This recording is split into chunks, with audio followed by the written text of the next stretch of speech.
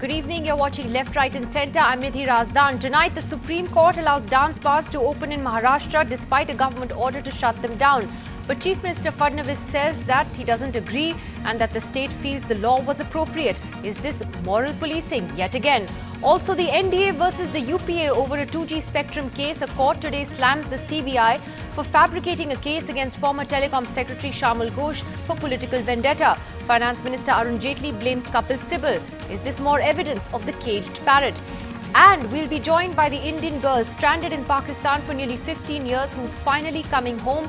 Geeta joins us from Karachi just ahead of what could be a hugely emotional reunion with her family here in India. But first tonight, the Supreme Court has allowed dance bars back in Maharashtra. The bars are banned under state law, but the court today said the dignity of women should be protected and that it was the duty of the state police to ensure that this was done. However, Chief Minister Devendra Fadnavis disagrees. He has said the state has the power to regulate obscenity and that the government stands by the original law for the ban, which he says they felt was appropriate. Actually, that law was first brought in by the Congress NCP government and has been supported across political lines in the state, even though it deprives thousands of women of a livelihood. The Dance Bars Association in Maharashtra denies that these are dens for prostitution, as political parties claim. Opposition parties today have called the top court ruling a moral and administrative defeat for the BJP-led government in the state. Well, is this a case of moral policing yet again? What about the for and against as far as these dance bars are concerned? Joining us tonight is Manjeet Singh Sethi. He is the former president of the Dance Bars Owners Association and someone who has been literally in the eye of the storm as far as this story is concerned. Sanju Verma, spokesperson of the Maharashtra BJP, joins us, and Kumar Ketkar, senior editor and journalist, joining us as well. Let me ask Mr. Sethi first. Mr. Sethi, the biggest accusation that is made against these dance bars is that these actually were euphemisms in a sense for prostitution rings. Women were being exploited, sexually exploited, and therefore you have political parties across party lines that support a ban on them. Your response? Hello. Yes, Mr. Sethi, Nidhi, go ahead. Is this to me? Yeah. Yeah. See, the thing is, it is purely moral policing, nothing else. And I am only asking one question to all the political parties, whether we are governed by law of land or by the whims of the politician. As government, they can do any damn thing. They have the full powers to do. But the Supreme Court has given today, what does the order say? It says stay on the dance bar ban. Now, stay of the dance bar ban means that we have to come to the original position of 2005 when ban was introduced. The simple process is we surrender the license to the department, they renew it, restamp it, and we start the business. But as far as dignity of women is concerned, we are all concerned for that. We respect women like anything, and it's a question of livelihood of the people, of 1.5 lakhs of people's livelihood, and 7 lakh of people of 7 lakh 50,000 dependent on them. So question of 9 lakh people's life, it cannot be. And if Supreme Court, you see, best of their counsels have argued before the Supreme Court, before the High Court. If they could not convince the court, it is not our mistake, ma'am.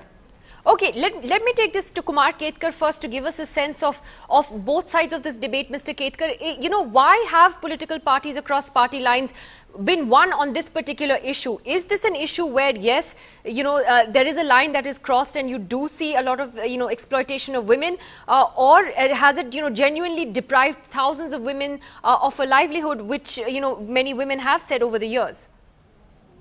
Well, at the outset, it must be accepted, as Mr. Sethi said, that majority of the political parties and their leaders are quite hypocritical on this for two reasons. One, already many dance bars are already working in operation outskirts of Mumbai and in outskirts of Pune, and therefore the question of ban and stay on the ban is only notional. That is point number one. But point number two is that it should not be treated as if it is a red light area and a den of prostitutes. I think it is completely wrong. That itself is an insult of the woman. It is not dance bars which insult women.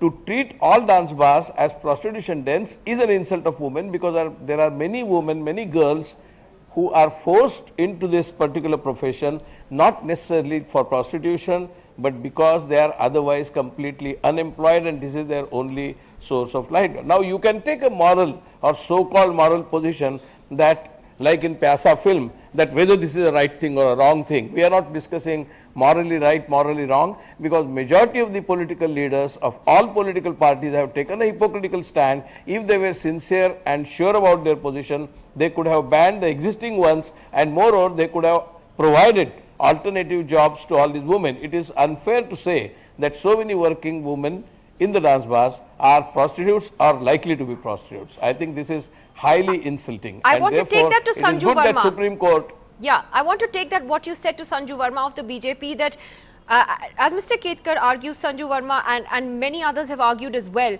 this is something that actually pushed a lot of women into prostitution, because this was a legitimate form of livelihood for them, and that it's unfair to categorize all of them as prostitutes because they were dancing in a bar. Your views, Sanju Verma.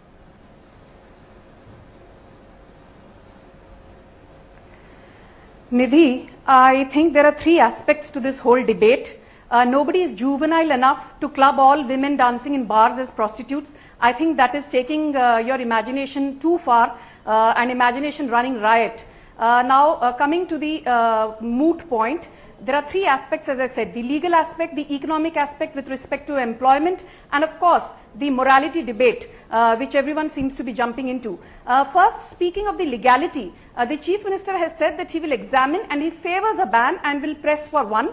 And you know, the next hearing is on the 5th of November. So let's see how things proceed.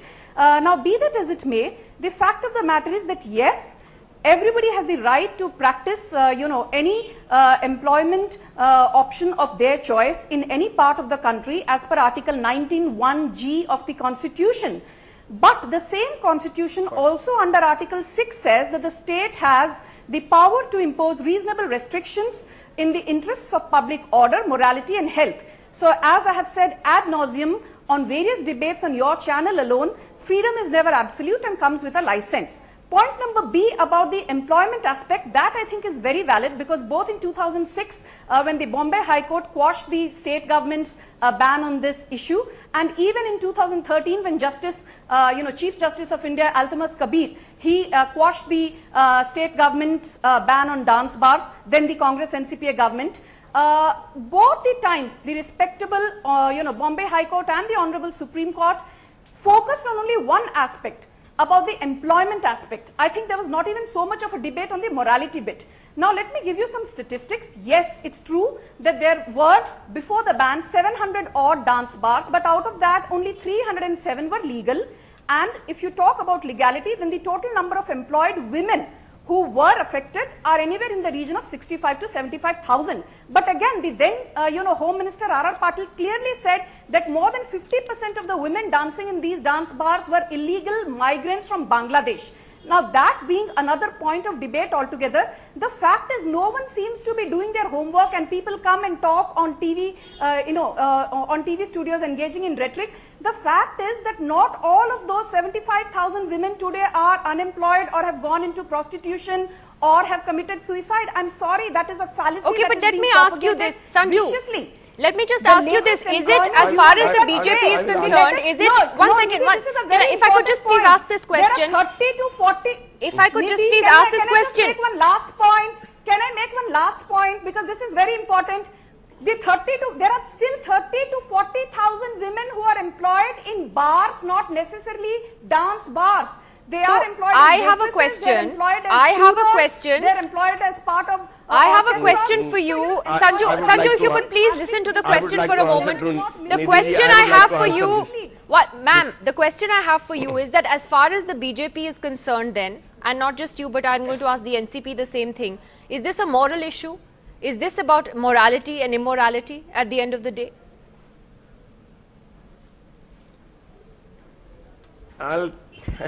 Sanju I Verma. don't The lady think has this is spoken about one thing morality, very Nidhi. correctly. You know, when the state of Kerala Yes, bans alcohol, I'll point. when the One state second, of Mr. Kerala Sethi. bans alcohol, is it about morality? When the state of I'll Goa just allows ans- I'll just please answer. let me complete. When the state of Goa allows public gaming, in fact, public gaming or gambling or call it, you know, going to casinos is allowed in only 3 places in India, in the state of Goa and Sikkim and in the Union Territory of Daman and Diu. So does that mean that they are more liberal than the rest of India, or that the rest of India is more retrograde? I think, you know, we seem to be trivializing issues.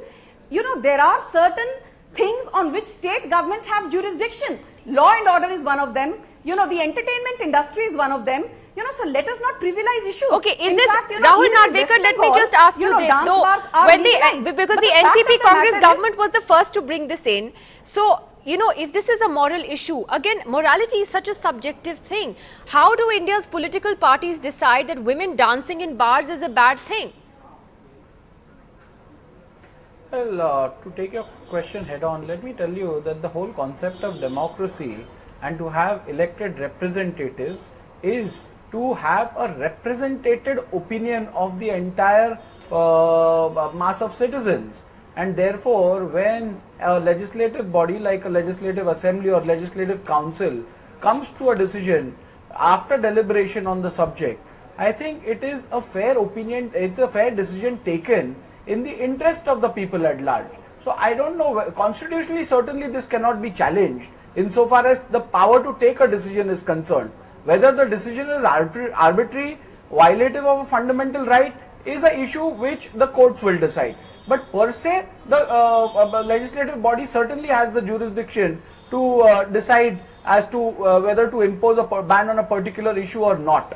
Why is it immoral? Insofar as this issue is concerned, why is it immoral? Sorry? Why is women dancing for a livelihood in bars immoral? No, 1 minute.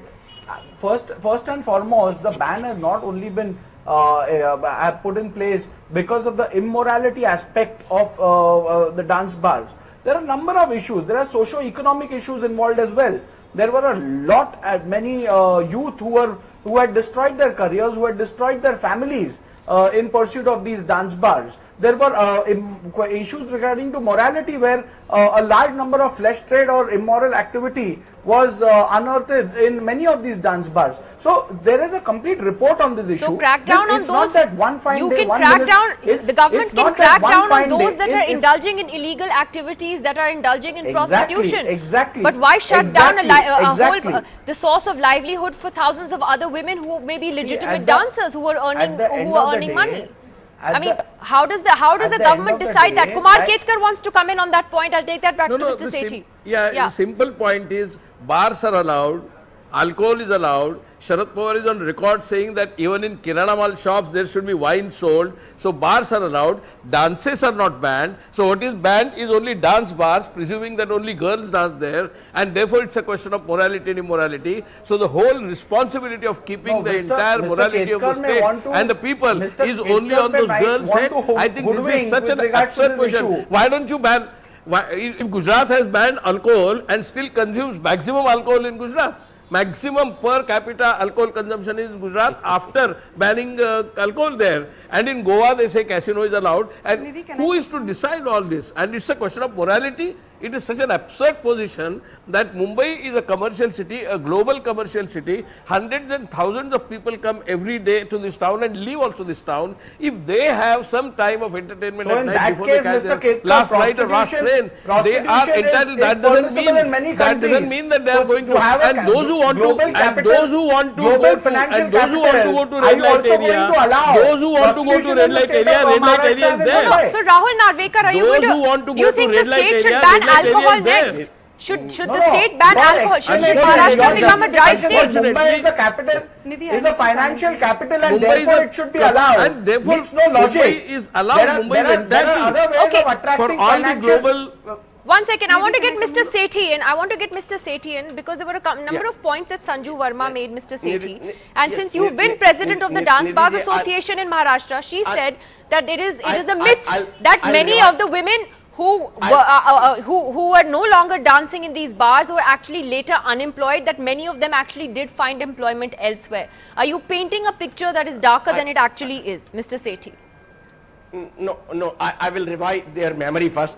Let me just take back to 2004. Before the ban was announced, a committee was introduced in which we had only one representative, Mr. Ravipal Gandhi, President of the AHAR, and 8 government officers. They had formed this committee to suggest some restrictions on the dance bar, that so and so stage will be made, 5 feet distance will be kept, girls will not mingle with the customers. All these things, they were to submit the report to the government. The committee has never been formed. They have never given their opinion. Ban has never been the solution in the world. You can only restrict the movement of the people. If some person is doing something wrong, you can try to regulate them. But you can't take away their livelihood. You can't take away their bread and butter.